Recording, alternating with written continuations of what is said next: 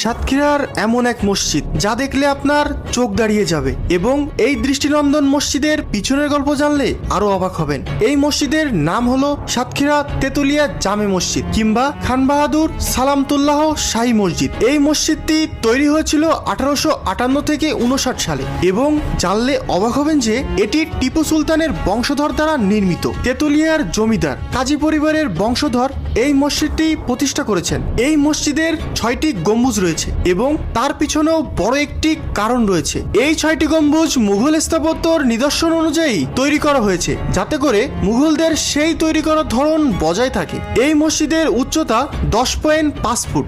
এই মসজিদের সামনে একটি পুকুর রয়েছে এবং মসজিদের পাশে সেই আমলের বেশ কিছু ধ্বংসাবশেষ দেখা যায়। আমার মনে হয় সাতক্ষীরার মধ্যে আমার দেখা সবচেয়ে সুন্দর ও নান্দনিক মসজিদ এইটি। অবশ্যই আপনাদের কাছে সাতক্ষীরার মধ্যে কোন মসজিদটি বেশি ভালো লাগে কমেন্ট করতে পারেন। এবং আমার মতে সাতক্ষীরার মধ্যে সব মসজিদই বেশ সুন্দর। মসজিদের পরিষ্কার পরিচ্ছন্নতা আমার কাছে বেশ ভালো লাগে। সৃষ্টিকর্তার ঘর কখনো খারাপ হতে পারে না, কিন্তু তারপরও এই স্থাপত্যগুলো দেখলে সেই পুরাতন আমলের কথা মনে পড়ে যায়। যদি কখনো সুযোগ পান তাহলে এই মসজিদে একবার নামাজ পড়বেন, তাহলে সেই যুগের একটা মসজিদ কেমন ছিল কিছুটা হলেও আন্দাজ করতে